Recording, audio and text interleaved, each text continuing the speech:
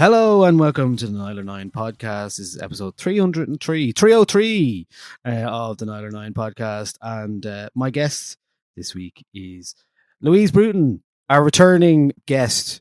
How many times have you been on it now? I haven't. I should have counted before I asked that question. Well, let's say maybe 2 hands worth. Yeah, I'd say so. Yeah. A number of times. Yes.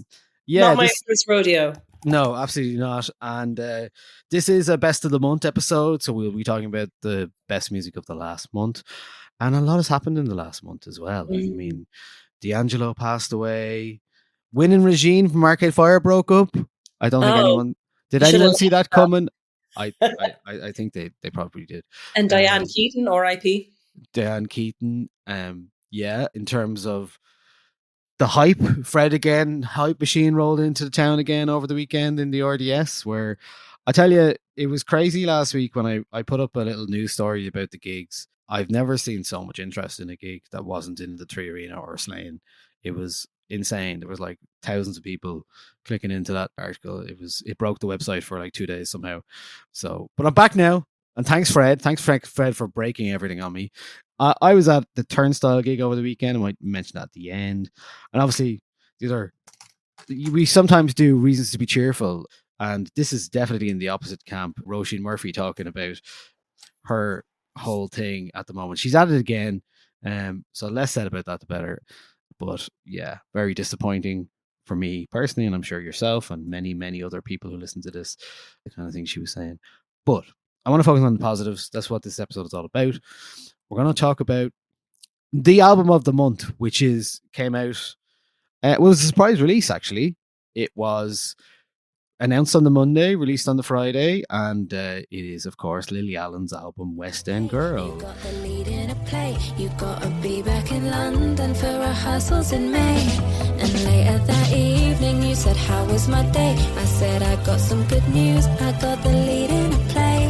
That's when your demeanor started to change. You said I'd have to audition. I said you're deranged. And I thought that was quite strange. And I thought that was quite strange.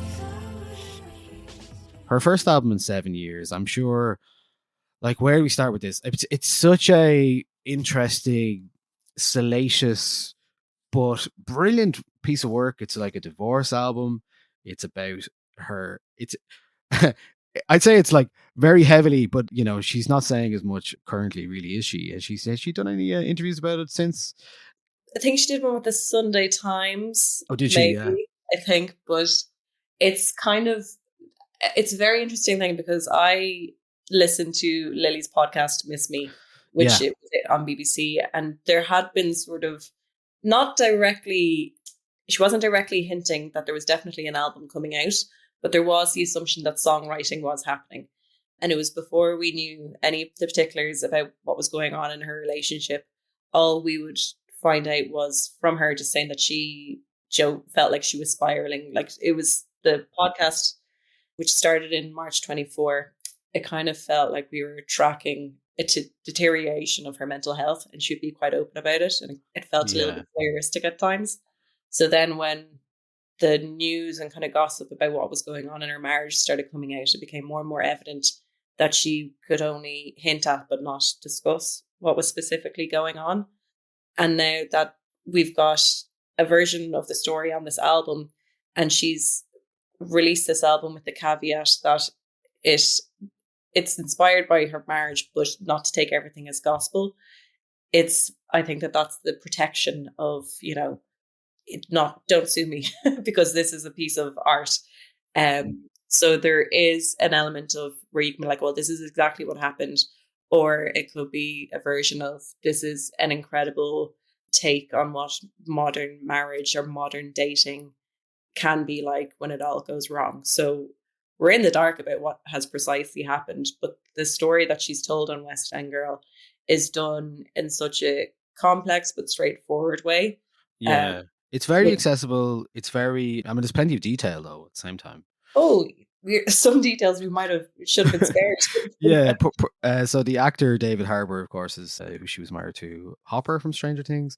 And I don't know if it was well timed or intentionally timed to be coming out just before the final season of Stranger Things, this album, but it has. And yeah, I mean, the album takes us through kind of the dissolving of her marriage, through this kind of very pinpointing these points in the relationship, like moving into the big brownstone, feeling inadequate on the first song, West End Girl, and then introducing kind of the idea that things aren't as rosy as they could be when Lily gets a lead in a play in London, and he's doesn't seem to be quite bitter about it. And obviously there's a lot of, supporting video and stuff that's been shown since that kind of undercut and under score that kind of awkwardness and maybe the more toxic elements of the relationship, because yeah, he didn't seem very happy about that at all. And that leads to her being away, and then the way that the album is told is like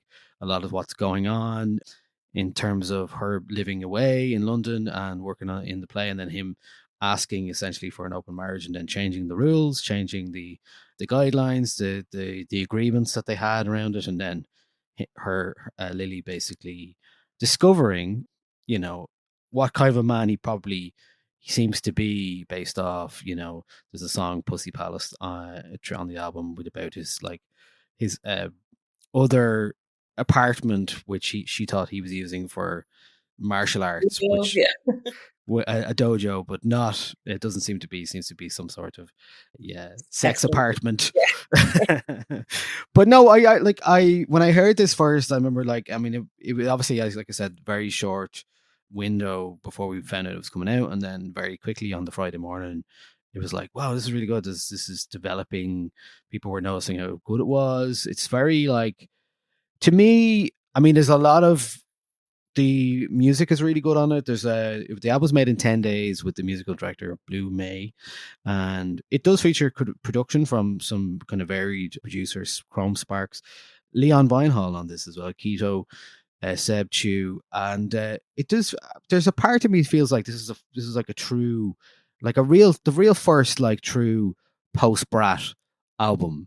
Do you know what I mean? Like, it's very there is elements of that electronic kind of style in it, but there's also these beautifully layered harmonies and production things that I hear in it, and I'm like, I don't know if this would exist necessarily. Now, it's not all obviously electronic bangers, but there are elements of it that remind me of Brat. That's kind of sensibility. Yeah, I think a lot of with Brat, I think that's sort of, I think the whole response to Charlie XCX doing exactly what she wanted to do on Brat and bringing London music, kind of British pop music, kind of back into this global kind of spotlight. I think that would have been a good fire under Lily Allen's arse, to be honest, to get back into making music. Yeah. Because 7 years is a long time between records, but also I'm more of the belief that you should leave time to breathe between records. I don't think you should be chilling out every single life experience just so an album can be made. So I like that there was some breathing time between West End Girl and 2018's No Shame, which I think is an incredible album, which was, apparently it's Lily Allen's, probably before this album came out, it was her favorite album. It's probably her most critically acclaimed, but not her most commercially successful. But it has that pre-Brat energy where she loves garage music, she loves dancehall, she loves kind of Afrobeat. She has a very kind of carnival taste of music, and that comes through on this album as well, especially on songs like Ruminating and Non-Monogamy Mummy. But I think that the vocals her vocals are always just so pop driven. The production, I think, is always so unusual. I never know how they can figure out a starting point for any of their kind of their soundscapes. Lily Allen soundscapes, because even on her first two albums, All Right Still and It's Not Me, It's You, it's like, how did you decide to come up with a sort of a bar tavern musical melody? Just, she always, her mind isn't in the charts, her mind is in going against the grain of pop music. And I think that she's done this exactly on West End Girl, because it starts off with basically a kind of a sort of a little like samba, like a samba. Yeah, bossa Music. nova kind of Yeah, vibe. exactly. It's very, maybe we're driving down to the sunny southeast of LA or whatever. And it's this kind of autobiographical spill into sunny skies and then into absolute inner turmoil, kind of brought on by paranoia and feeling like she was talked down from her husband, who seemed to be quite jealous of the success that she decided, or that was just came her way incidentally. But I also feel that I hear a lot of Frank Ocean's Blonde in this album as well. Okay. Particularly in Let You Win, one of the final tracks, where it's very confessional, heartbreaking, almost like just reams of diary entries that are piled up on top of each other to create a real sense of dissociation, which I think she's nailed in that, because that's what she says she felt for a lot of the fallout from her marriage, was this idea of that her body wasn't hers anymore. She was happy to lose herself rather than lose a husband, which showed the state of mind that she was in. And I feel like that's all captured so well in the sonic elements of it all. But it's also a very funny album, which doesn't sound like it whenever people are talking about it. Like, she has got comic delivery that is just, you don't get that from many pop stars. I think. What are you talking about there? The Madeline one is the the Madeline's like, so who's Madeline actually? When she suddenly discovers that that there's many women that her husband on this album anyway was having affairs with, and she's just learning that there's a list of them, and she just has this. It's kind of like scratching in it. She's like, but who is Madeline? No, you have to tell me who this person is, because the use of her reenacting phone calls in different characters shouldn't work, but she's made it work. And it's you're kind of in the scene there with her, because she is an actor as well now, and she is writing musicals for other people, so she has a few folds of storytelling going into this album, rather than just being let's sit in and make it. She's writing musicals for other people. I didn't know that. Yeah, that's something that she's kind of doing in the background, just noodling away. Which you can hear in a lot of the structure of these songs. They're stories within themselves. In terms of an album, I mean, the entire story, she kind of constructs it very well around, it's very like it's self-contained, but it's also about how she feels as well. I mean, but that's a great scene setter, that West End Girl song. It's like, it tells you so much in 4 minutes, and like, it's the entire story really, until you find out more details, and it's really like setting it up, and then the fallout, and then her internal feelings about things, and working through all of that, and then going back and trying to, like saying, the Dallas Major song, talking about going back on like dating apps, and like trying to convince people, you're a little bit, you're not as old as you look, or you're not as small as, or not as short as you look, or whatever, like that kind of idea. Yeah, and I think like divorce albums are always that, like, it can go either way. And this isn't really a divorce album yet. I mean, it's kind of it's a breakup album. It's about yeah. I mean, I maybe can be listed as a divorce album, but like, I think in someone else's hands, this could be quite indulgent and not very good. But I think with what she's done here and how she constructs these songs, there's just a load of like really interesting kind of sonic treats going on. There's lots of interesting production and really good stuff that's happening in the background that bolsters a lot of that. I will say maybe towards the end, a few of the songs maybe feel like they're repeating themselves a bit, but I think she's allowed that on this kind of, it's only 45 minutes of a record, but there's so much to get through, really. So what are your favorite tracks on this one? Okay. Well, I first of all, just across the board, I think her turn of phrase is incredible. Like you kind of said there with West End Girl, the opening track, she fits a lot of kind of information in, but I don't feel like she's overloading ever. Even just her kind of phrases, she's doing that old kind of journalism thing of saying more by saying less, where she's not getting too lost in over complex language. or she's using just everyday kind of visuals, which makes it a much easier album to understand, because I often feel that when songwriters are putting a lot of their personal stuff out there, they dress it up in almost too much decorative language or too many metaphors, where it's maybe like a safety net of going, well, I could be talking about this, but I also could be talking about something else. So it can be a bit coy, but I really do like, even if it is not all fact or not all fiction or whatever it is she's trying to say that it is or isn't, I think it's very straightforward that you can pick up that this is an album about deception and kind of getting caught up in somebody else's lies and the different layers of that. But one song I really love, Sleepwalking. And that's maybe one of the first songs that I felt reminded me of Frank Ocean's type of songwriting. Why aren't we fucking, baby? Yeah, that's what you said. But you let me think it was me in my head, and nothing to do with them girls in your bed. You don't stop talking, and I'm just sleepwalking. See your thoughts forming. Baby, stop it. It's 3 in the morning, and I don't know if you do it intentionally. Somehow you make it my fault. You don't stop talking.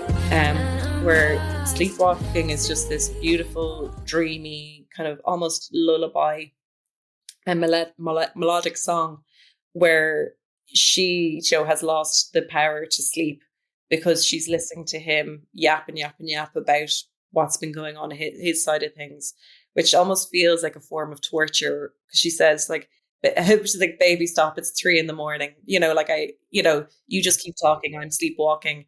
It's this thing of like, if you kind of wear someone down enough, maybe they'll be able to hear your side of things. And that's where we meet her, where she's just a zombie. And that's where the kind of the lullaby kind of style of the music really works. But then when the song shifts and it becomes this really gritty kind of like scratching production where she says, you made me your Madonna, I want to be your whore. And it's really deep and dark. And she's just so infuriated that other women are getting to play out these fantasies of being his, like, quote unquote whore that she would have happily done, but he's chosen to kind of pigeonhole her as, this wife on a pedestal, this homely wife.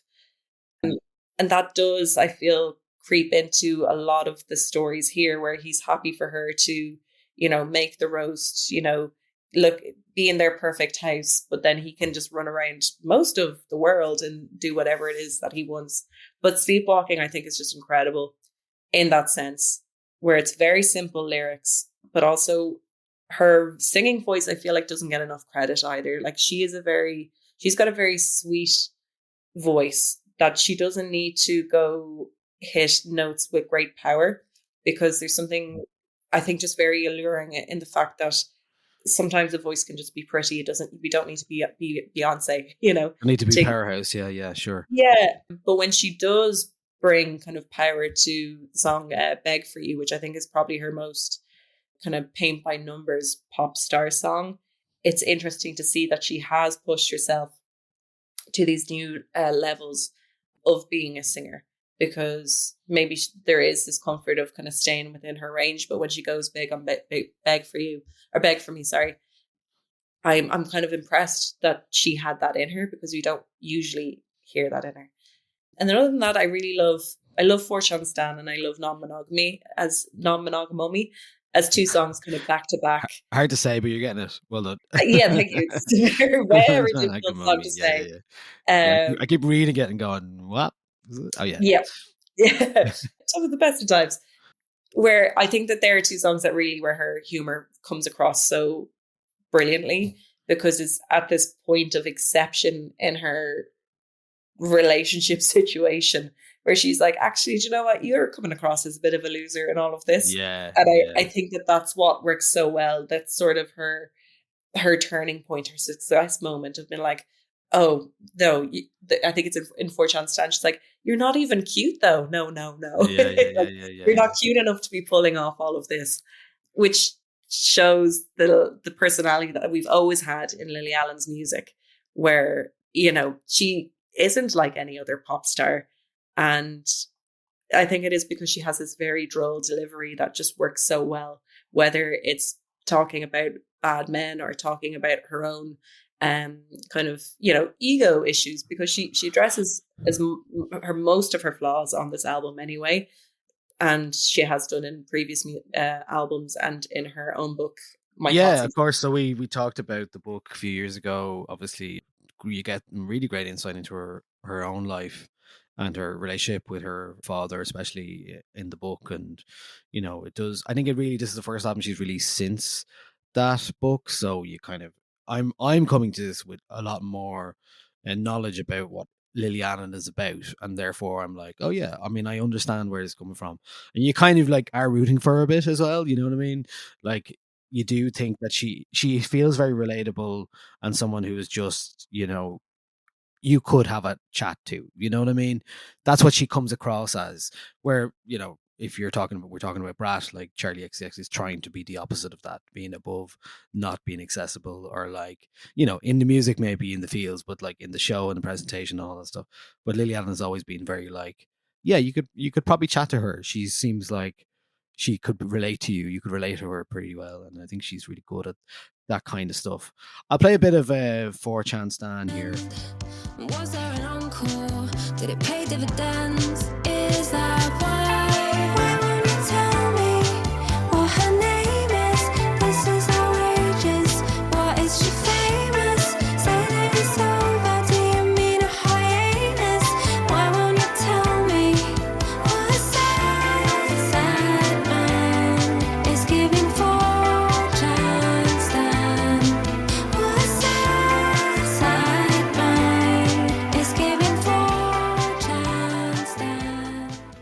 So obviously, West End Girl has generated a lot of chatter about the story.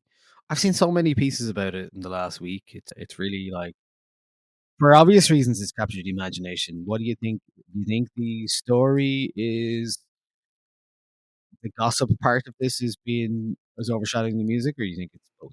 It's being recognized. Yeah, this is something I've been kind of reckoning with, is too grand almost, because it makes it seem like I am in the trenches of songwriting, which I'm not. Where I feel, and I'm going to talk about it a bit more when we're talking about Florence the Machine's album, where we might be reaching a tipping point of where songwriting is being too mirror reflective of real life. Because I keep thinking about You're So Vain by Carly Simon, right? So we don't know who that song's about. They supposedly don't know that song's about them either. But there is... They've had a long time to figure it out if they haven't. Yeah, exactly. It's Mick Jagger, right? Though that's the agreed thing, that it is Mick Jagger. But, you know, so that's what, 74, that song, I think? I'm probably wrong, but 70s, safe to say. I know. 72, so close. 74, 72.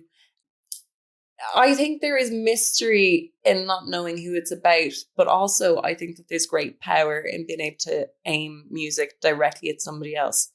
But like you kind of said about this album, if it was in somebody else's hands, it mightn't have worked so well.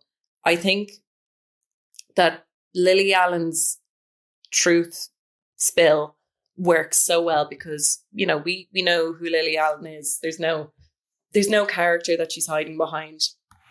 The persona is the same as the person. Whereas, you know, with Charlie XCX, there is a persona there, and we don't really know what the everyday version of her is, and that works. Yeah, but I've seen a lot of discourse about the idea of artists like playing characters and not playing characters, and whether they like, especially it always seems to be in a like Gen Z doesn't understand, you know, like fiction and like the idea of there's been, and this seems to be happening. It's a conversation I saw last week about Tyler the Creator, about his early albums and like all of the questionable things he said back in 2010, around 2010, when, you know, you wouldn't get away with that now. But like, also, he was a person growing up in his music at the same time, said some problematic things. And every now and again, like, new fans discover that and they're like, what did he say? What was he saying? But like, that was his whole thing when he was younger, you know, like saying these controversial things. And like that, I would put that down a lot to the idea that someone has to learn and figure out, and, you know, you can give them some sort of leeway, especially when they're very young, to figure it out. If they're still doing it like the way that, you know, well, Kanye West is a whole other box of frogs, really, but like, you know, it's a whole other thing. But then this is completely the opposite, where it's like she's saying, you know, there might be some poetic license here, but it doesn't feel like there's much. You know what I mean? You're like, Yeah, I feel like I'm reading the texts to a friend here. You know what I mean? Yeah, I would like a phase of kind of fantasy to come into music in a more kind of mainstream way. Like who's going to release the modern version of Nick Cave's Murder Ballads, you know, where we can be like, that's not true. Yeah. But you know, that it's fine. So I think obviously there is some kind of creative freedom been taken with this album, and there's characters that are created or amalgamated from a number of people. But yeah, it is that thing of like, you don't have to have truly the lived experience to sing on something. And I would fear that other songwriters are going to feel now that they will have the same skill of writing entire albums based entirely about their lives, and they think that that's enough. Just because you're saying something that is 100% your lived experience doesn't necessarily mean that it's creatively interesting.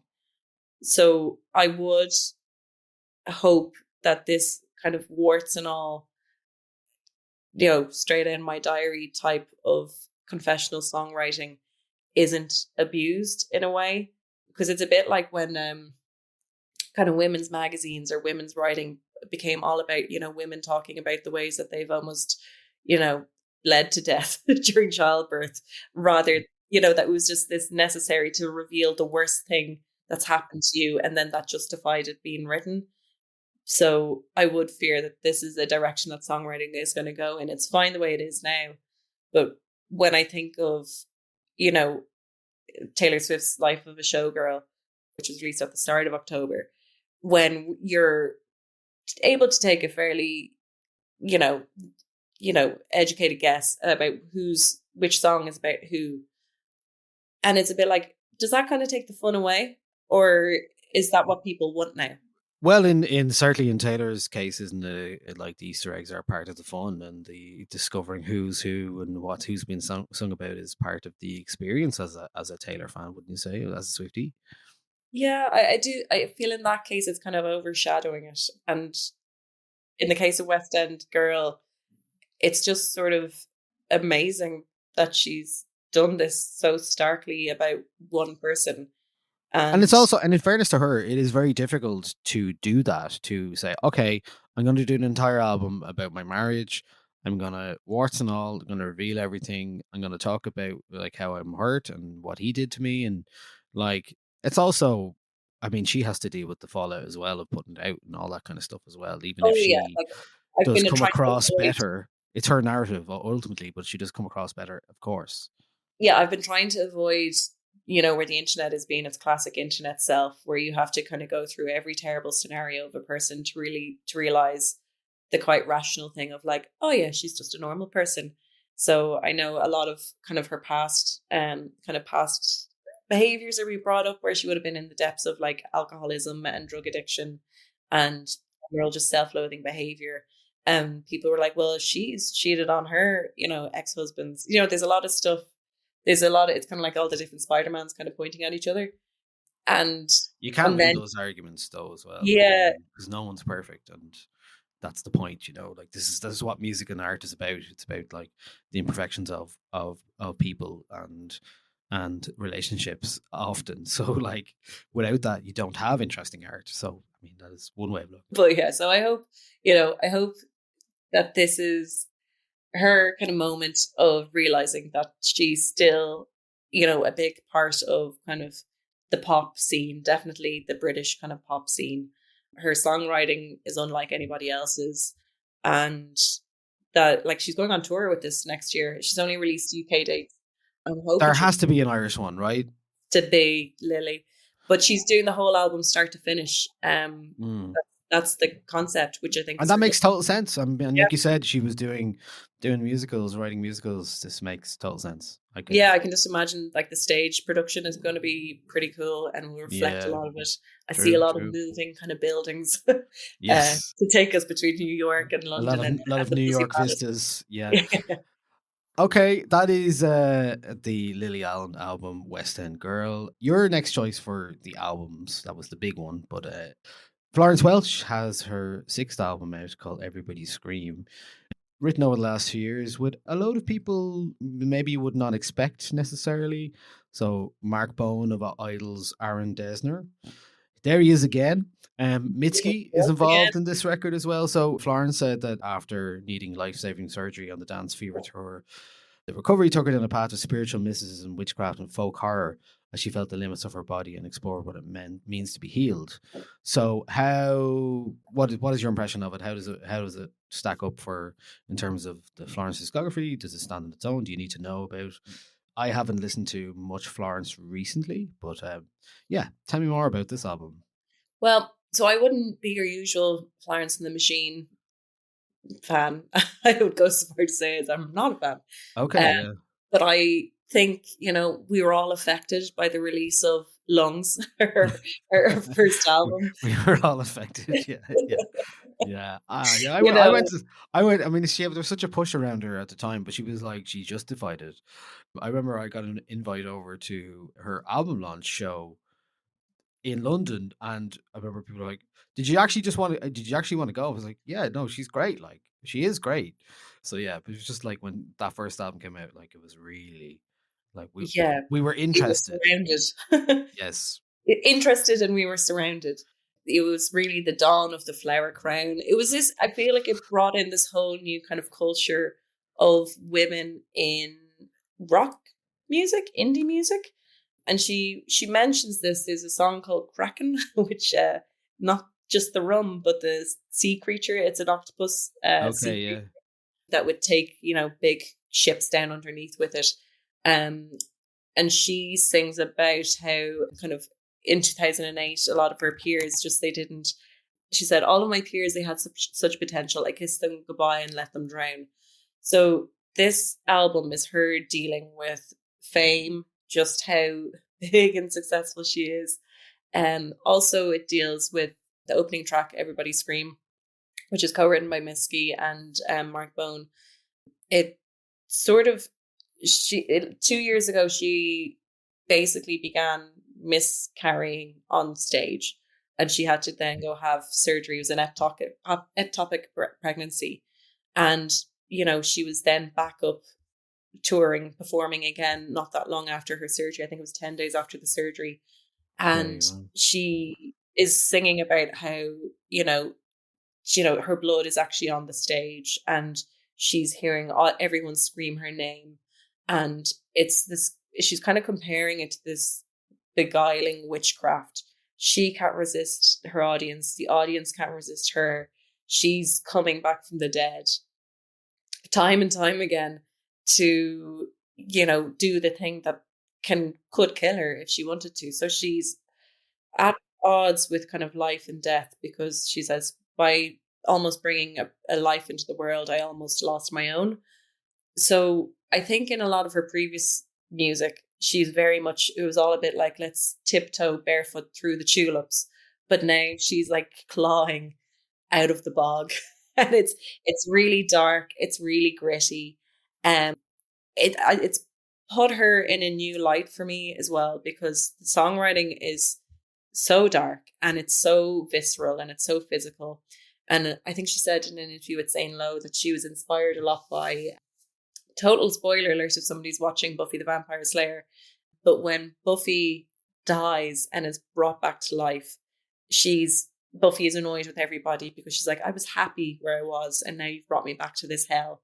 And it's this sort of same theme that Florence is going through in the different songs and in the general like theme of the music. One of the Greats is a big song where she is basically just establishing herself as one of the greatest songwriters, and she's going to be there with the 10 or other women listed in the 100 greatest songs of all. And she brings in this trope that I'm kind of getting a little bit tired of, in that men make boring music and women, do the most and aren't seen, which is true. But I don't, as in, I think it's true that women have to do far more to get recognized or accredited.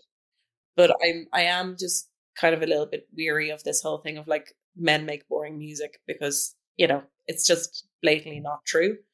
But a lot of this album is about her experiences of not being taken seriously in the music industry, and also feeling like she's not. There's a brilliant song called Buckle, which is about her relationship with she has a boyfriend at the moment, and he's anonymous. We don't know who he is, and we don't know specifically who these songs are about.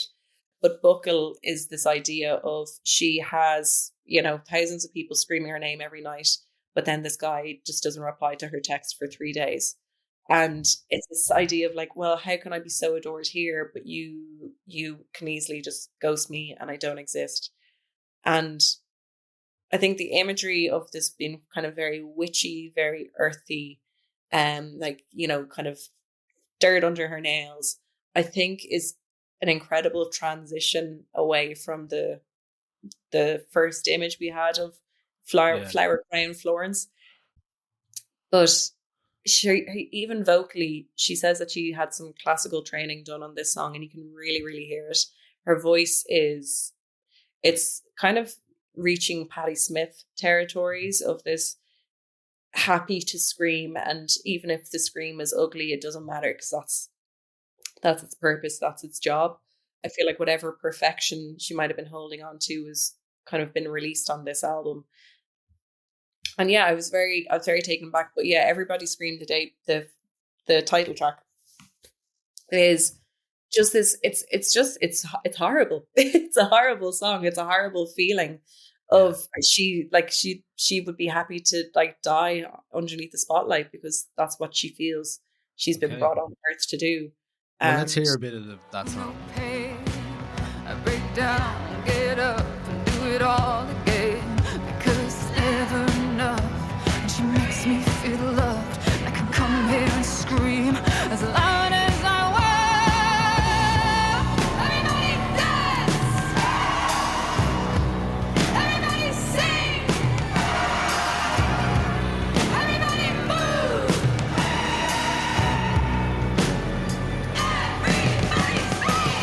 Here I don't have to be quiet. Here I don't have to be kind, extraordinary and normal all at the same time. But look at me run myself ragged, blood on the stage. But how can I leave you when you're screaming my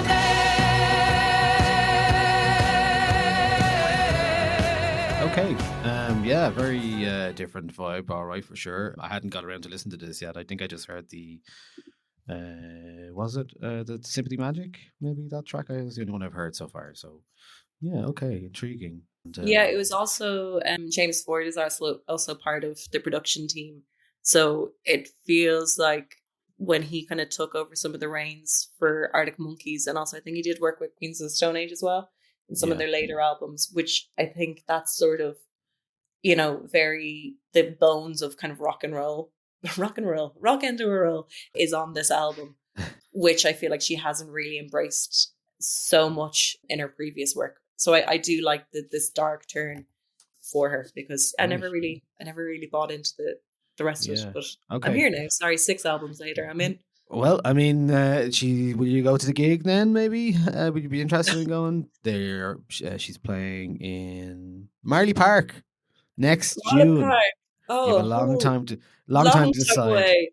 Yeah, never seen her, so yeah. I think CMAT's supporting on her UK dates, I think. Oh right, yeah. Oh, I can't remember who we have coming here, but Rachel Chinarori, however, Chinarori.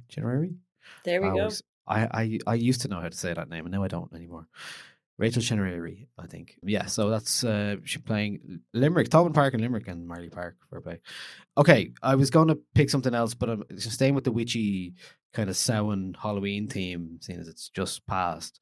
And this was released on Halloween as well, which Yeah, I part think very telling. So I'm going to go with an Irish release from the producer Rory Sweeney, who had an album out now called Old Earth. And Old Earth it's not his first record. It is, last year he did a mixtape with a lot of different rappers, mostly Dublin-based rappers, but also Belfast as well, called Irish Hash Mafia. That was under the alter ego Carl Stanger. And then in 2022, he released a debut album on Bandcamp, Trash Catalog. So this is something that he's been working on for 5 years. And I've been really interested in Rory's work especially over the last 2 or 3 years. And there's some of these guests are here, but this is not like Rory is known. I've seen when I went to see the show he did with all of those electronic producer stuff. What's the guy's name? I'm completely blanked on him now. The guy with the mask. Spooklet was on. I'm gonna have to Google his Acid name. Raddies? No. No. Oh god, I went to see it in the complex. What was it called? Slough Show. So they did this gig in February this year, where it was called Fragments of Eternity, and it was like this in the round kind of performance thing. And it was really interesting because it was like these people are trying to present their electronic dance clubby kind of performances in a very different way. All 6 performers were set up. It was an in the round. It was like one would play. It was Sloucho, Brawny, Rory Sweeney, Roshi, Spooklet, and Vatican Jail, and they all played. And some of the tracks from this record, which have since been released now, were played at this for the first time. You can watch the Fragments of Eternity show on YouTube. It's great. But this is a much different thing. It's I will play a track that is much more upbeat, but there is a song on this that a lot of what's happening on Old Earth is ambient and electronic explorations inspired by stone tape theory, which is the idea of ghosts and residual haunting, that supernatural phenomena and unexplained activity imprints itself on physical places and materials. Now, I don't know if you've ever had any experiences with the supernatural. What? Have I been stone taping? I don't know if you've ever have any ghost stories in your life, but I do a bit. So, so a long time ago, my dad had an office that he ran. This is a complete diversion from the album. Very quickly, so basically I've some experience of like ghosts and supernatural like phenomenon, I guess, like hearing voices. My dad had this. He had an office which was an old house, and in that house, a number of people who stayed there or spent time there experienced things that they can't explain, like hearing the sound of children speaking, or feeling just a weird energy. Also, the covers of a bed being pulled off suddenly. That has happened. So when I think about this, like this idea of stone tape theory makes sense to me. It's like a traumatic thing that happens in a house or in a place can be imprinted and left. So that's kind of like some Old Earth. The album is said to be inspired by that, and he says it's a meditation on time, decay, memory, and myth in the digital age. The album maps a dream logic that connects the natural world, early internet mysticism, Irish folklore, and the quiet violence of technological evolution. Now, there's loads of people that on this record, or people who are on the come up at the moment. People like Roche, Saoirse Miller, MB, Courtesy, Ahmed with Love, Ushmush, Rue Honeychild, Ristard, Oeda, Emily Beattie, and Julia Louise Nightfist as well. So up here, most of the record sounds like this. This is a track from the middle of it called Morning Song, very much like sweeping like ambient bells and things like this.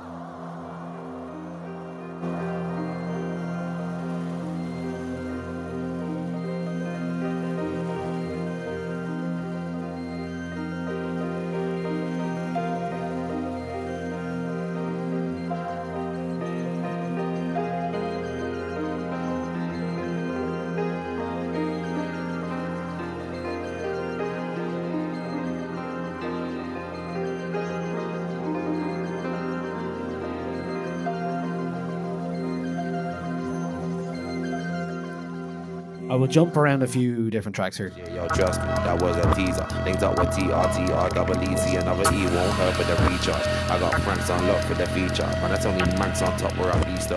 All hands on deck for the free bar. So more like kind of dark, kind of ambient dub kind of stuff as well. And then, so there's all sorts of sounds on this, like influences drawn from the likes of Autechra, the Haxon Cloak, Steve Reich, One Tricks Point Never. But yeah, people do very interesting things on the music, and it kind of sprawlingly does different things. And also, there's this amazing Osquelga banger called Roro, which features Ushmush, who is an Aran Islands rapper, and this was the song I heard originally at the Fragments of Eternity gig. TNT, Tom Geyer, Regendor, Lischen Scooby Dooby D, Bugger and Nod, Taring and Ard, Quayoch, the Hole, Sheena, the Love, Comma, Kim Fall, Hulle, the Hard, Tomit and Shaw, Shahi and Ard, Bugger and Nod, Taring and Ard, Quayoch, the Hole, Sheena, the Love, Comma, Kim Fall, Hulle, the Hard, Tomit and Shaw, Shahi and Ard. Is een mag maar een tiele, hadden is een ihe, nou door hem een wiente. Tap er nos bodje na guihe, verre de skihe, bevallen hoe is guile. Is een mag maar een tiele. It's just been an interesting time, I think, for Irish music. Obviously, there's a lot more kind of emphasis on folk and folklore, and people like, sadly, R.I.P. Moncon McGann talking about these kind of subjects and illuminating our past, and kind of a lot of people more celebrating that kind of thing. And you're kind of hearing a whole different vibe there in terms of the music. There's some of that Celtic mysticism is in there, but there's also these kind of bangers every now and again on the record. So, yeah, he was working on this for 5 years. I remember went to see Roche about this time last year, and Saoirse Miller supported, and she was talking about, how Samhain was the kind of piercing of the veil, and it feels like the right time. And I remember actually Rory was at that gig, and Saoirse obviously being on this album as well. So, yeah, Old Earth is the name of the record. He is one of the few artists at the moment who has not put this album on Spotify for obvious reasons, for all of the discourse reasons and Daniel Ek reasons. So it is available on all of the other streaming platforms, but Bandcamp is where you can get it and where you can buy it. And yeah, it's really interesting. There's lots of really interesting things happening in Irish music always, and this is kind of the latest example. And so that is Rory Sweeney. Album is called Old Earth. Oh yes, we're staying with an Irish artist we know well, somebody who's actually guested on this podcast previously. So a couple of years Maykay, the Queen of Our Hearts, I think. Yeah. And so her debut solo album was released at the start of October, and I have to say, I feel like it just hasn't made as much noise or hasn't been received as loudly as it should be. So I'm here to kind of give Maykay my kind of absolute adoration and like celebration of an album that was kind of a long time coming, because she's been, making music and kind of out there as for like 20 years now as Fight Like Apes, singing with La Galaxy, collaborating with Elaine May, being a part of the hosting team of Other Voices, whether it's on TV or their kind of national live shows that they do usually in the Guinness Storehouse. And there's no bigger cheerleader, I think, of other musicians than Maykay, right? Yeah. I think that she is one of those people who actually goes to the gigs of other musicians, which shouldn't seem like a thing to pay credit to, but often there's a lot of musicians who don't really kind of go out and, talk the talk. But she is just a champion of other musicians. I feel that her role within Fight Like Apes in the kind of the real kind of big indie boom, kind of in around like 2007, 2008, her role of being such a force of a front woman, I think was an inspiration for a lot of musicians to kind of get out there and be like, okay, we can be raucous, and we can have introspective lyrics, and we don't have to commit to one genre of music either. Because she's an absolute force in real life as she is on stage. And I think with her solo album, it's her and Ian McFarlane who is in, I mean, I tried to try to figure out how many bands Ian has played with over the years, but it's literally too many to name. But Well, I mean, if I think of Ian, I think of Squarehead most recently as well, and then the Cruel Sister, Cruel Sister. He's playing with Cruel Sister a lot recently. Kid Karate, Kid Karate, yeah, God, yeah. yeah, those guys. But what an unlikely but wonderful duo, because they're two freaks who are also just so talented, and the direction that Maykay's So album, which is just called Maykay, because why, Maykay while the sun shines, and they've done that. It is just this perfect kind of space cowboy music that Maykay's unusual perspective of the world and her way of capturing normal human emotions, but portraying it in a very kind of weird and wacky way. I think it's brought to life by Ian's, kind of like he's like an octopus with all the different sounds that he kind of brings into the album, because the lead single is Busted, which is not a tribute to the band Busted, which next album maybe. Sad but now. It's the sad now.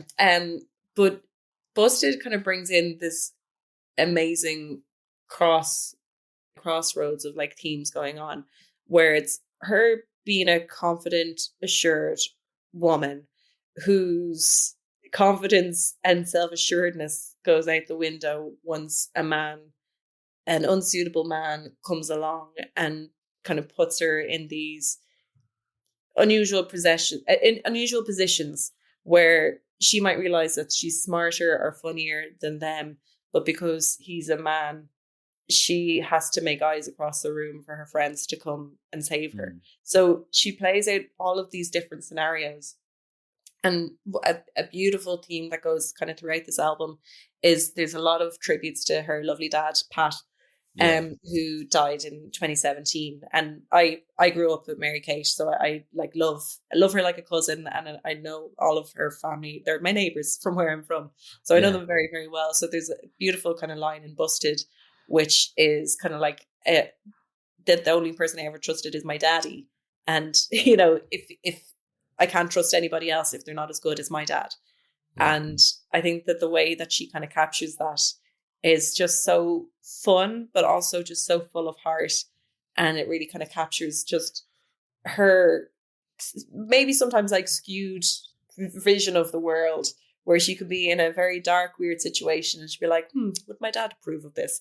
And, it's fantastic. But her dad kind of comes up again in the finishing song, Funerals, which is, he used to love going to funerals, and she has inherited this from him, where she just thinks that there can be great fun had at funerals, which we've all. We've all had fun at funerals. Yeah. It's in the name.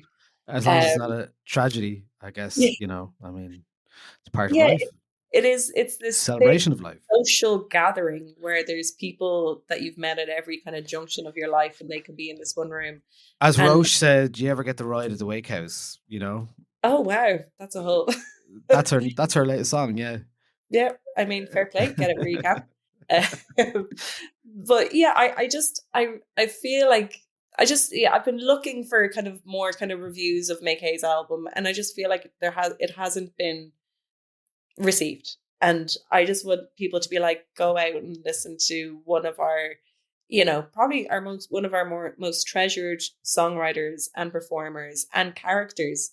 Like, she's just so many things, and there's a lot of heart in this album. And an activist as well, of course.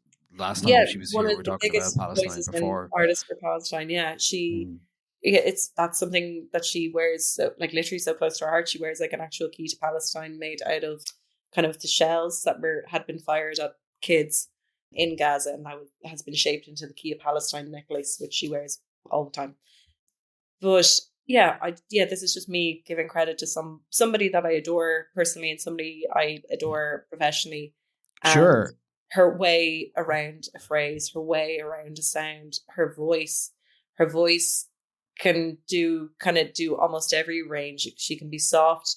It can be soft, kind of tactile almost voice, and then she can roar to the heavens, roar and screech, and it's all just done with such like I hate this word, but she does it. She does it with swagger, basically. Yeah.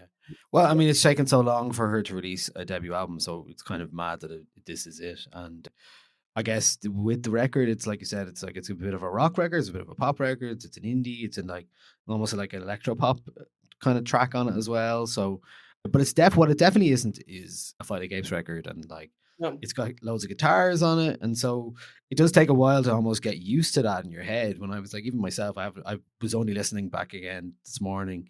And going, yeah, I really need to listen to this properly again, just with all the stuff that's come out this month. So it's on my list again. And now you picked it. I found out you picked it after that. So I was like, brilliant. There you go. And she's playing Whelan's on December 18th. So December 18th, like, yeah. For anybody who hasn't seen her perform live, because I know she had they've done some reunion Fight Like Apes gigs, her and Jamie. And the two of them duel on stage. It's drama. It's a spectacle. So I'm really it's looking a tussle. It's a wrestling match. It is. It is literally a wrestling match. So I'm looking forward to seeing just how she's going to like dominate the stage as a solo entity. Of course, Ian will probably play a big role because he's also a force and a presence in himself. But yeah, her biggest solo show is happening, and she's someone who we would have paid to see tickets just by herself for years and years and years. She's great. Let's play a bit of Funerals now, give you an idea of what it sounds like. I feel comfortable at funerals. I wish I was here with him. I kind of enjoy some funerals. Is that a sin? See, we knew everyone at the funerals, and everybody knew him. Now the graveyard's like this reunion, the kind of club that now he's in. And everybody shakes hands, and there's a rhythm to the way we chant. There was something about a funeral, it's such a strange thing. Everybody joins hands and exchanges looks, cause no words can make any sense of a funeral. So we sing, and we kind of march, we all chant the same thing. Maybe we're just playing a bit of one of the other tracks on it just to give you a flavor, because it's, I mean, like I said, it's quite eclectic. The Let That Boy Know is a good example, maybe. Hey, don't let this body go, but at least he won't know that you didn't want to let him go. You'll be alone, but he won't know that you didn't want to let him go. You'll be alone, but at least he won't know that you didn't want to let him go. You'll be alone, but he won't know. Hey girl, don't let this body go. But do your thing, don't... Yeah, so that's Maykay. Album is called Maykay. Check that out. Yeah, you said December 18th in Whelan's. And the cat here is trying to get on the keyboard. And okay, bye. All right. Now for something very, very, very different. There's a band called They're Gutting a Body of Water. And they are from Philadelphia. My pal Cormac was a massive fan of the last record, and they played here in Bellow Bar last year or earlier this year, perhaps. They're very much like a shoegazy guitar band, but there's a lot of very like 90s alternative rock stuff going on. They started by a guy called Douglas Dulgarian, which sounds made up, but so he in 2010 he ended up in rehab, and so from Philadelphia ended up in rehab, and after getting clean kind of realized that house shows were a great place to like meet people, make great community.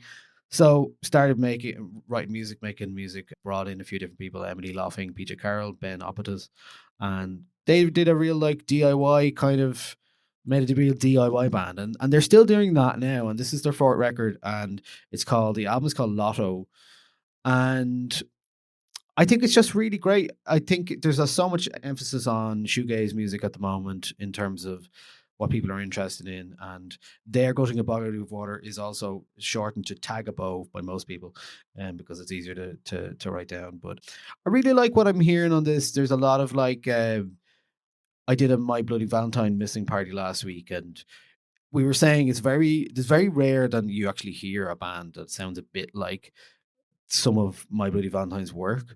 And some of the stuff here on this record reminds me of that. But it's also very much like, it reminds me of Some of it is a bit like Fountains of Wayne and the band Slint as well. So there's a lot of like different kind of things happening. This is the opening track happening. This is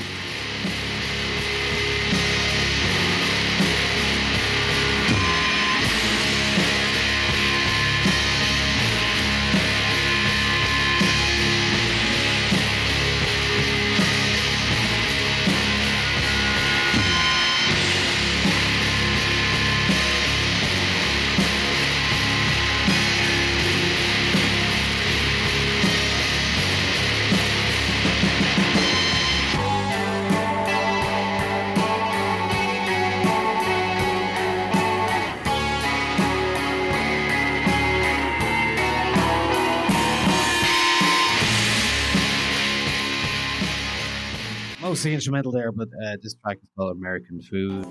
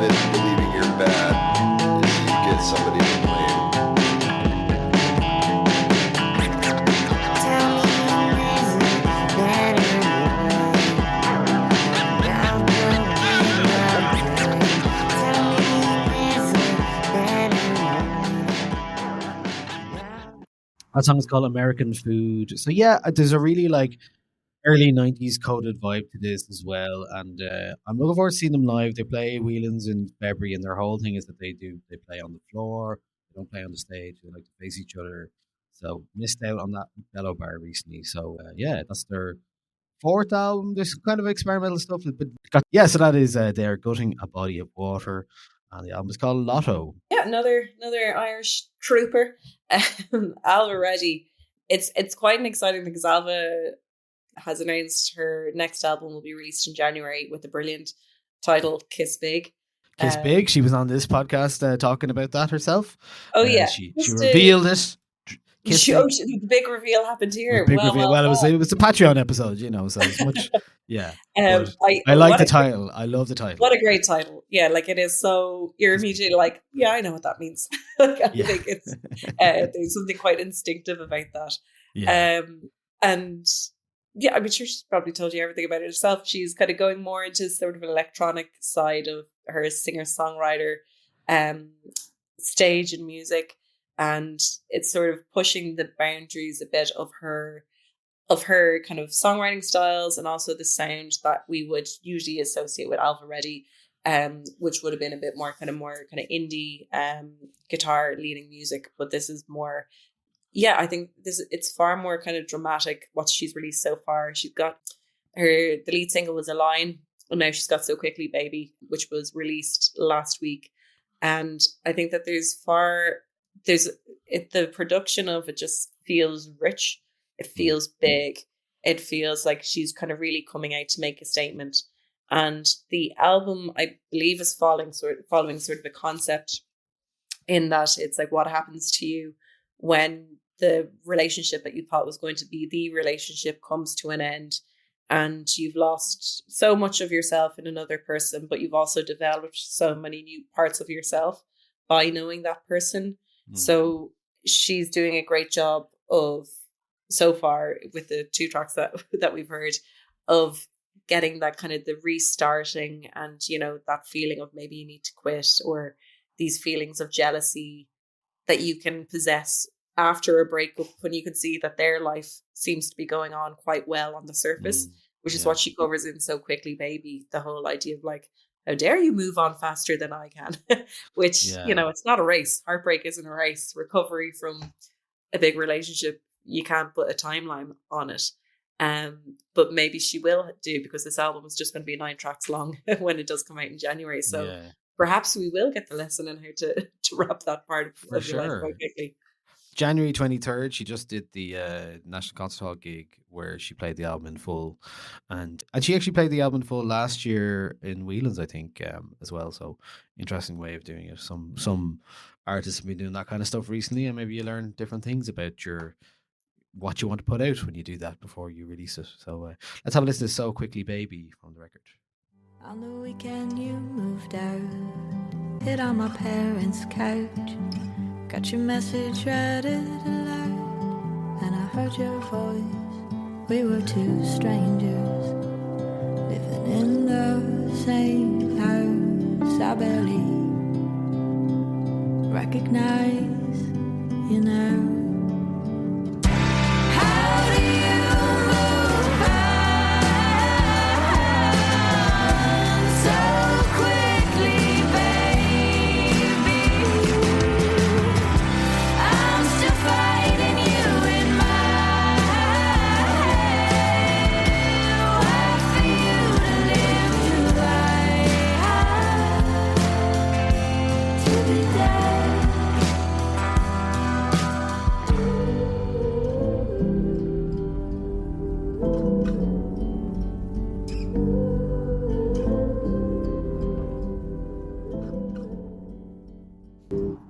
"So Quickly Baby" from Alvaretti. I presume there'll be more gigs then along with the album shortly, so we'll watch out for them. Yeah, so kiss big.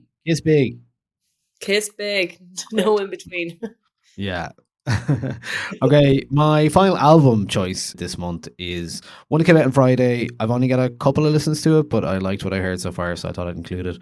It is from Snocaps, who are Katie and Allison Crutchfield, aka Waxahachie, and the songwriter from Swearin'. They have made an album together. They are twin sisters, and on this album they're backed by their friends MJ Lenderman, everyone's favorite indie rock lad, and Brad Cook, who does a lot of production for all of these people. So yeah, I guess, you know, if you're unaware, Allison Crutchfield and her twin sister Katie Crutchfield have been making music for a long, long time.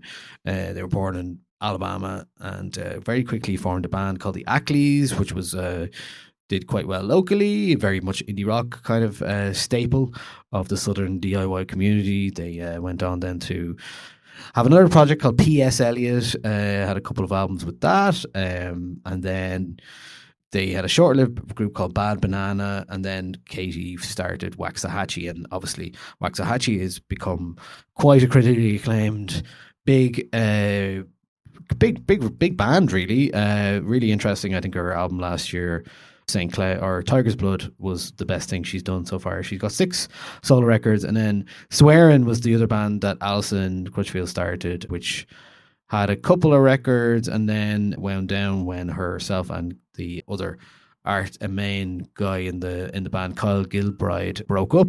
So that'll do that for you. So she's since gone off and done some A&R for labels and stuff. I think Anti, the label, and so it's kind of nice when they come back, and there's obviously huge history, musical history and personal history between these two, and it just sounds so lovely and familiar, and it does sound a lot like, if you like Waxahachie, you'll probably like this. If you like Swearin', you'll like this. So it's very much a low-key record. Snocaps by Snocaps, Snocaps, and this is a track from it called is.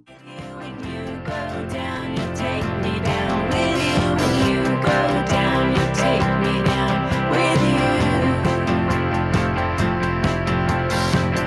I'll be the light at the end of the tunnel. High-speed train crash, head-on, send you straight to hell.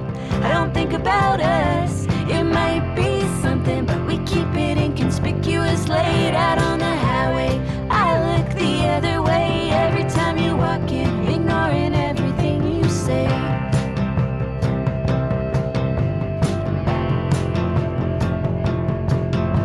When you go down, you take me down with you. When you go down, you take me down with you. When you go down, There's 13 tracks on this, but there's no song over 3 minutes and 30 seconds. So that's the kind of clip you're getting for this record. Very easy listen. Over Our Heads. This is a 2, 3, 4, leave through the alley. I'll get the check and you get the baby.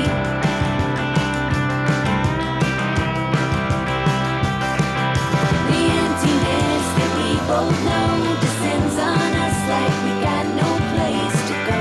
Leave it all behind, make do without. Don't bother chasing us, boys. We'll see ourselves out. Don't bother chasing us, boys. We'll see ourselves.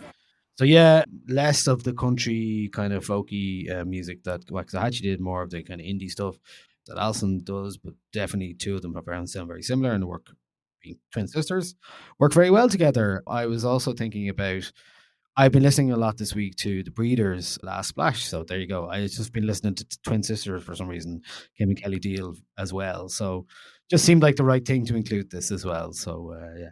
So what about the, interested in this PinkPantheress remix album you wanted to talk about? Because I have not listened to that yet. Well, okay, I think but rather than it being the album itself, it's more about this idea of, I'm enjoying this idea of artists, and I'm thinking of PinkPantheress and Charlie XCX specifically, who will release one version of their album and then, you know, big chart success, woo, and then they will follow that up with this big remix version to almost prove that they're cooler than what you perceive them as. So I think that this is, so the album that PinkPantheress released is called Fancy That. It's a short album. It's a great album. Like, she's sampling like Basement Jacks in it. It's very much Wonderworld sampled the illegal one. I've talked about it more than twice on this podcast already. I'm like, I love that song. Yeah, that was my song of the summer. Girl, she knows how to work a sample. I wish her songs were longer than they are. They're longer than they used to be. They're longer than what they used to be. But yeah, I'm just like, we need another minute, please. But Fancy Some More, which I only ever hear in Davina McCall's voice. Yeah, I feel like that's intentional as well. Yeah, it would have to be. It's all part of it. She is bringing on just so many different collaborators and producers and other vocalists to hop on the existing songs, where she's doing about 2 or 3 versions of the album tracks with different collaborators. And what I like about this so much is all of the artists that I had wished that maybe PinkPantheress had written for or had produced for, they actually appear on this album. So I'm so happy that Shoegabes are part of it. Yeah. Because even though Shoegabes became something else, their roots are very much in this particular brand of kind of raving London late 90s. Even though they were teenagers, they were very much kind of in the door of like total kind of cool music. And I feel that had they maybe had better support with their labels, they would have been releasing kind of more jungle orientated music for more of their career than they were. But the song that they have with PinkPantheress, Nice to Know You, they kind of get to live out that fantasy where their vocals, their harmonies are just like used with such excellence. And then it's just this kind of bed of coolness that is bringing them to a new generation, because I have learned that quite a lot of Gen Z don't know who Shoegabes are. They don't even know. And I know this I lecture Gen Z students.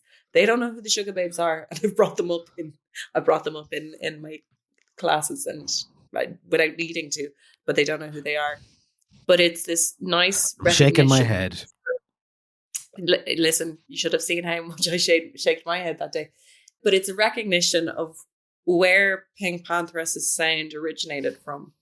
And it's kind of giving flowers to the people who paved that way. And she's just making sure that everybody's getting their credit where it's due. And I would actually love to see PinkPantheress write for Lily Allen as well. I think that there's a very nice crossover there as well. But just with the other, so she's got Anita on her version of, there's a version of Illegal that is led by Anita, which is great because, you know, the Brazilian pop scene is just huge. And it's just such a big part of kind of queer music as well. And I just think that it's this incredible crossover of, you know, one of the biggest South American pop stars and, you know, a London gal. But then we also have like OK Lou on Girl Like Me. We've Jade on Tonight. We've Kylie Minogue. There's 3 versions of Stateside. There's one with Kylie Minogue, there's one with Lady, and then there's another one with Sarah Larson.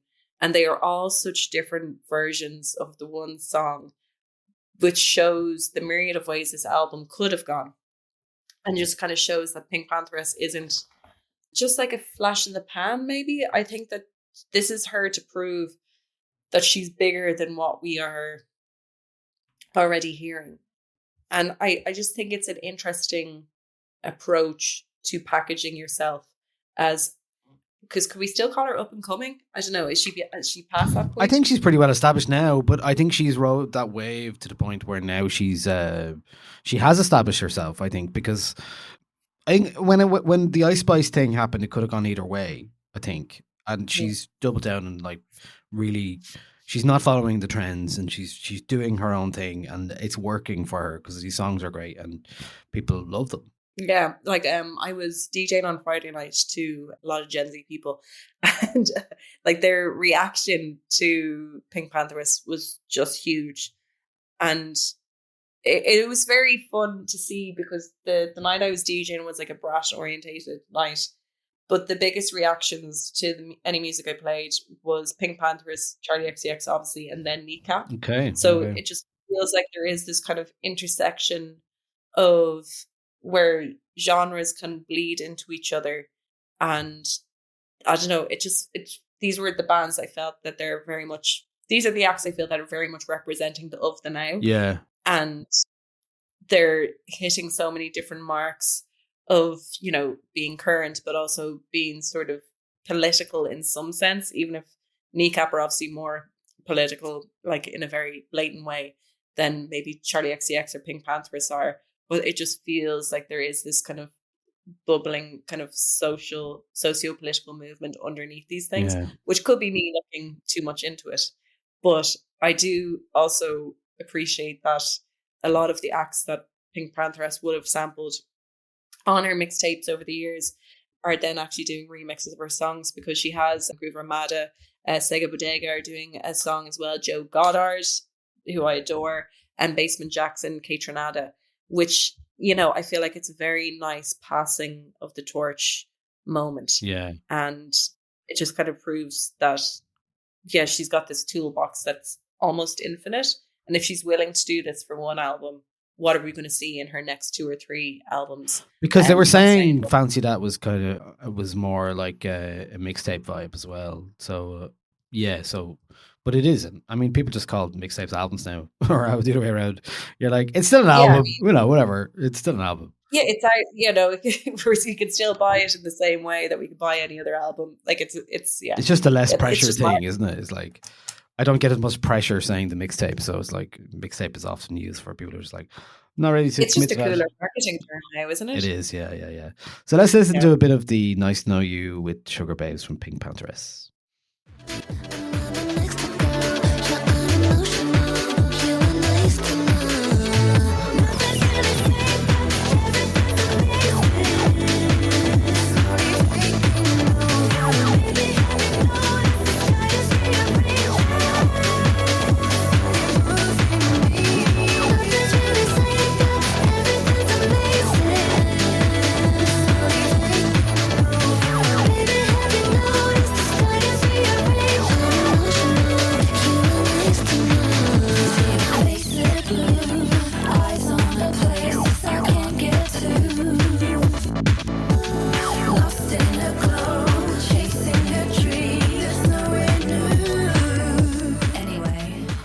It's just fun. It's nice. Need more of that. Yeah. Yeah, there's just, you get all of their attitudes into it as well, which is so cool. And I must, like, the Rigid Babes lineup must be a producer's dream to mess around with vocally, because they all bring such different tones to it that, like, it must be so nice and fun to kind of stack up their vocals and manipulate them, because, you know, it's been done.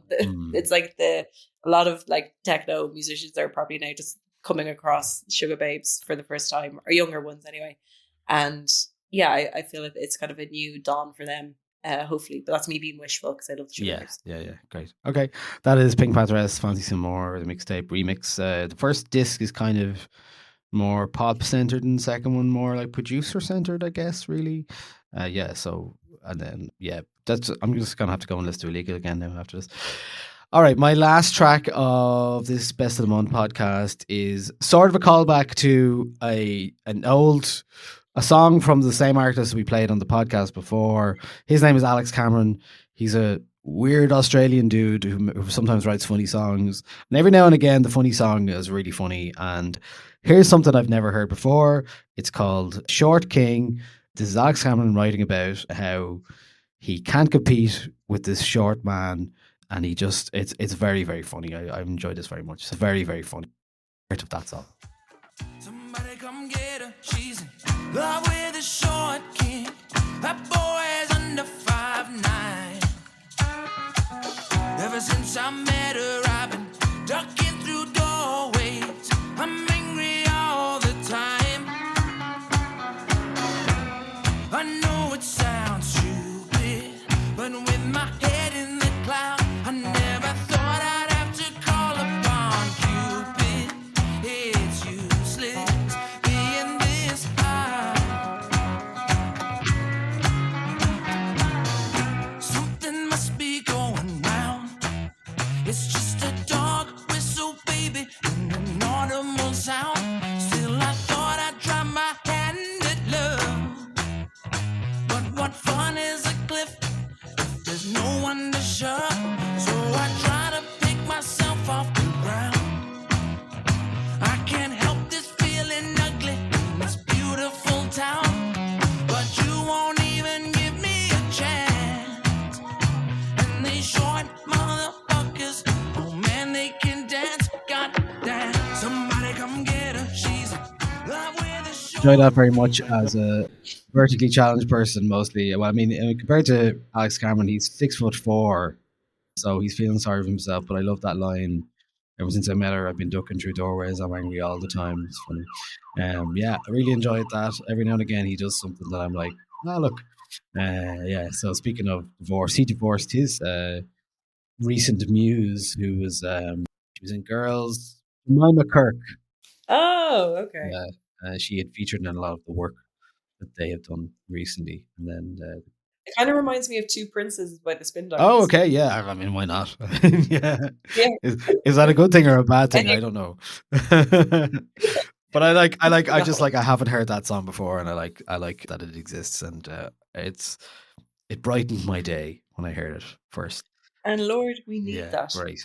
Lord, we need some bright. Yeah, there's so many albums that came out in October. Other things I have been listening to and need to listen to more, or have been impressed by, are a couple of Irish records. New Dad, Alter, really like that band. Brick Nasty had a mixtape out called Black's Law last week. They're really interesting, and some really interesting stuff going on there in terms of their music and how they're presenting themselves. Just Mustard, Dundalk band, had their third album, We Were Just Here. If you like industrial shoegazy noise, you'll hear a lot of that there. They were just on Jules Holland over the weekend. El Michael's Affair, really good kind of funk and soul band who started out doing Wu-Tang Clan covers in an instrumental form. They had an album out called 24 Hour Sports. They're a great band. I always listen to what they have going on. It's very much, sometimes it can feel like lovely background music, and I mean that complimentary, but really great. And then some other more challenging stuff, maybe. Blawan's Sick Elixir has been getting a lot of notice. Have not been in the headspace to put on that kind of like punishing industrial soundscapey stuff as yet. Oh, and a couple of more Irish ones. One on Friday, a band called Bog Band released Mo Cash No Days, which is kind of has some 80s soft rock vibes, a bit of Prefab Sprout and Style Council. They're a London-based duo. They're playing here soon. If you're interested in that, Bog Band is the name of the band. And of course, A Litany of Failures Volume 5, the compilation series featuring lots of Irish artists, who this time around features the likes of I Dreamed I Dream, Crying Loser, The Deadlians, Muckno, Straffler Rise, Roche, the artist, loads of stuff going on there. Elaine Malone as well. Before you leave us, Louise, have you been reading any books that you can recommend? Have you been watching any TV, or have you seen any films in the last while? What have you been up to? I actually just finished a book that had my jaw on the floor yesterday. It's called Flashlight by Susan Choi.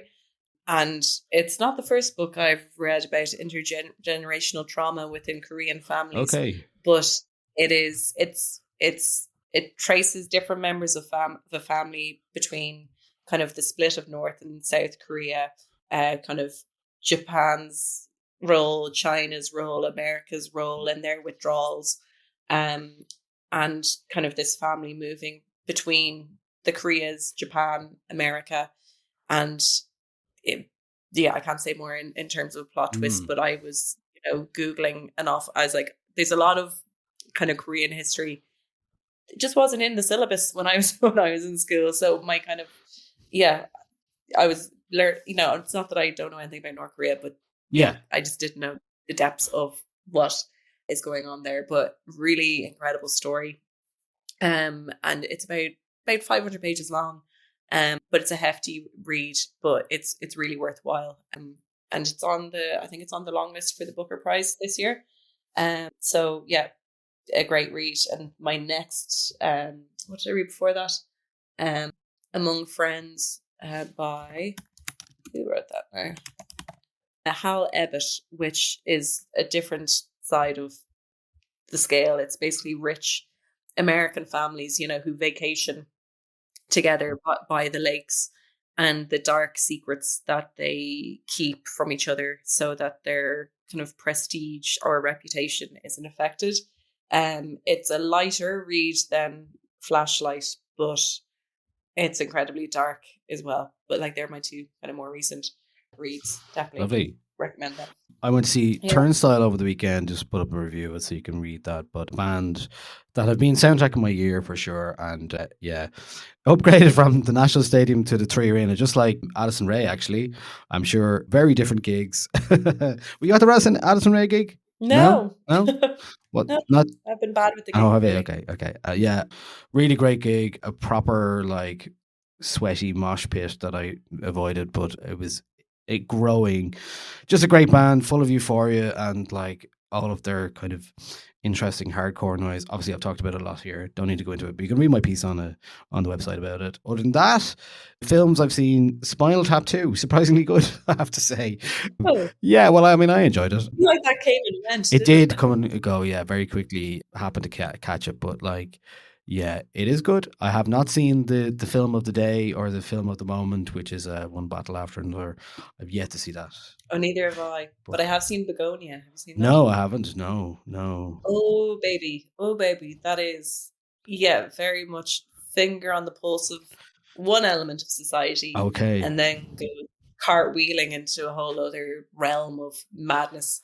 I could take less of the surrealist madness and do with more of the realist madness, because it's a thing to explore.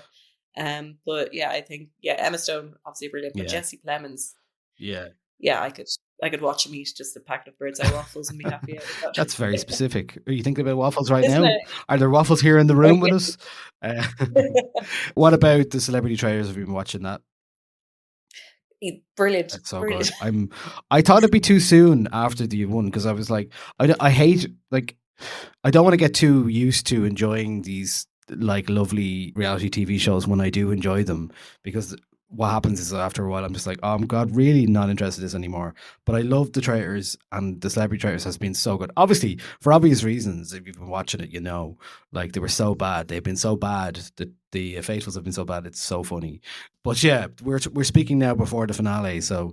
Well, yeah, before the finale. But like, I think one of the biggest blessings of this series is I've seen Alan Carr in an entirely new light, and I feel like a lot of people would have maybe had a preconception of him and just realized what a unique individual he is, and the role that he's also. We could say he's a traitor. Yes. He's a terrible but brilliant traitor. Literally bucketing sweat whenever he goes red anytime anyone looks at him. It's so good how, like, they just, and he, especially the first couple of episodes, he was just laughing constantly or sniggering to himself, and he was like, but then again, like, it's benefited him really well with the fact that he could it's doing it again. My camera just the ghosts are in your system. Going weird. He's done it again where he, like, where he has to pick somebody in real life and he's the only person that can get away with that. And they were very clever about that actually the last time. The fact that people are not picking up like what's going on. It was like who was like toasting each other? Who was like saying something? It was like, I know when your one Kate was like, who ate the sun-dried tomatoes? It's like, what are you talking about? How have you lived so What long are you talking about? in this game and in this life? If that's very funny. Yeah, fantastic. But I'm too deep into reality TV at the moment where my life is taken over by Big Brother. Yeah. Which is on, but it's getting a little bit dark because they have housemates in it that are very pro Reform Party and love Nigel Farage, and it's becoming a bit dark, and it feels like they're intentionally trying to put people with opposing beliefs in to have an all out, so it sort of becomes dominant by that narrative rather than the madness of being cooped up with whatever 20 people for a prolonged period of time. Oh wow! Yeah, and then Bake Off, I think, is the best season ever. Oh wow! It is. Yeah, I tapped out that a while ago. Same, but get back in, rewatch. Alison Hammond and Noel Fielding have found their absolute groove, but it's just so entertaining and it's so wholesome. It is the most wholesome TV show kind of out there. And if ever you just kind of need that kind of have that kind of warm, fuzzy feeling of eating a freshly baked queen cake. That's the other problem as well. It just makes me want to like eat all those things at least. So that's why I'll always pick like something like Gogglebox instead. I'm like although in fairness, full of treats in that show, they're always laden with things on the tables. Come on, we were looking at them last night going, where did they get these from? Do people send these? Is this part of their budget? Like what happens? Yeah, I am looking forward to some prestige television coming back into my life, though. It's all a bit too... vote for your favorite player. Yeah, fair enough. Whenever that happens, I don't even know what's coming out. Great. Okay, well, listen, Louise, thanks so much for joining me on the best of the month. I really appreciate it. Nice to hear your thoughts on Lily Allen and sharing your information or your recommendations for all the other stuff. That is, of course, if you wanted to shout out where you are most obviously existing on the internet, where would you say these days? I would say that I exist mostly in Substack. So I'm Legless in Dublin. Legless in Dublin, is my Substack, and I'm also Lou Brew on Instagram, but I really don't do much there. Well, Substack is where to find you, I think, as well, in terms of you writing about venues and accessibility as well. So great. Looking forward to seeing you in real life soon, and thanks so much for coming on the pod again. And we'll chat to you again soon. And thank you, listener, for checking in. If you're listening this far, you are definitely one of the core supporters of Night or Nine. And this will actually be a public episode as well. So mostly, if you got this far and you haven't signed up to patreon.com yet, /Night09, you know what to do. You should reveal a big secret here and see how far Yeah. I just have to think of one and then I'll drop it in. No problem. Oh, the episode's public. That'll be the Yes, exactly. Okay. Well, listen, thanks so much. Good to chat to you. Chat to you soon. Bye, everyone.